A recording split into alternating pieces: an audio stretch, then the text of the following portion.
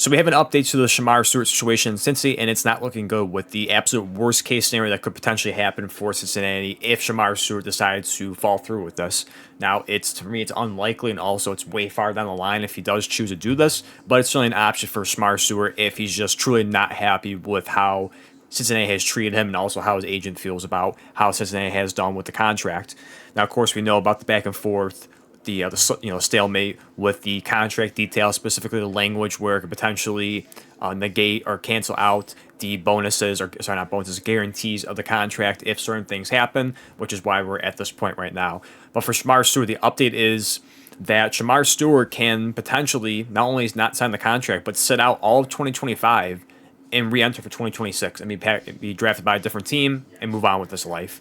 Now, again, for me, I do view this as very unlikely because it just, again, very far down the road. I'm sure something is going to get fixed at some point, but it's not a good look for Cincinnati at this point right now. We look at for mandatory minicamp, they are both the out first round pick Stewart and also their top pass rusher Trey Hendrickson, who is it's also another stalemate with that as well. Also another controversy with his contract negotiations.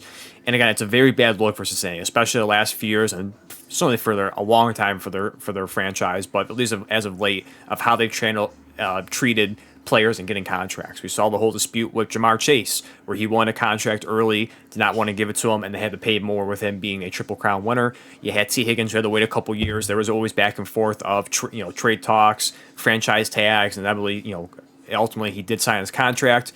Joe Burrow, I don't think there was controversy. That was definitely one of the easier ones, but again, I'm sure that wasn't easy for Cincinnati to fork over the money that he was given. And now again, you have Shemar Stewart and Trey Hendrickson. But we're not going to talk about Hendrickson too much. It's going to be about Stewart. But again, it's a bad look for both sides. For Shemar Stewart, if it does go through and he does re-enter for 2026, it's not a guarantee he's going to be drafted 17th or higher. I think there is a good chance that he could slide. Part of it is because of the production. If you go back to PFF, if you buy into their rankings, Shemar Stewart was the sixth best pass rusher. The people ahead of him was Nick Score and his teammates. You had James Pierce Jr., you had Donovan from Boston College, Mike Green, and of course Abdul Carter. So it wasn't like he was a top 3 pass rusher and he has this great resume. Now he has terrific athletic upside. He's we want to call him a combine warrior, but production-wise, it's not there, especially the pass rushing ability. Run defense is really good. Pass rushing is a question mark, a big question. He only has 6 sacks in the last 3 years, and he literally has exactly 2 sacks of the last 3 seasons. Evens out perfectly to that. So the pass rushing ability is a huge question mark. The athleticism, the size, the freak ability is there. It's the production. It's actually putting it together and putting it on film and putting it on the field. That is a big question mark. So for Shemar Stewart, I would say for him to be careful. I understand he has every right to. If his agent feels like the team has done him wrong with the contract and it's unfair or unjust, I get why they want it. They are hesitant to send the contract. But also for Shemar Stewart as well, that it is no guarantee, again, that he will be taken at the same spot or if not higher.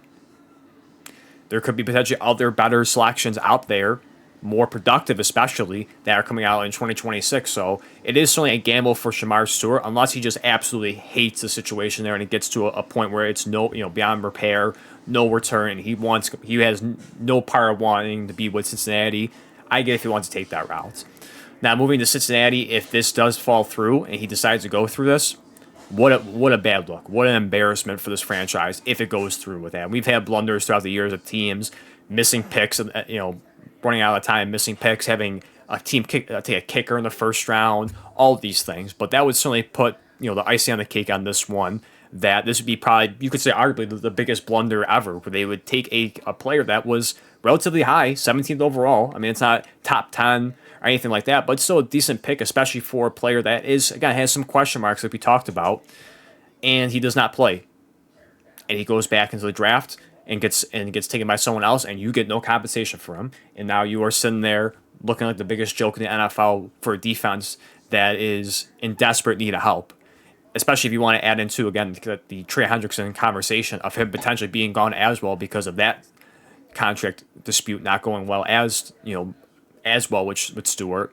So it is a horrible look. It's an ugly situation. It's a lot of unnecessary spotlight and drama that this team does not need right now. A couple weeks ago when I made this video, I kind of played it off as not as a big deal, and I don't want to go as to 100% of panic or very concerned at this point, but it's certainly rising to that point. With that, where he's missed mandatory mini camp. What is it going to bleed into training camp? How much of that is he going to miss? Now there's still some time between now and training camp.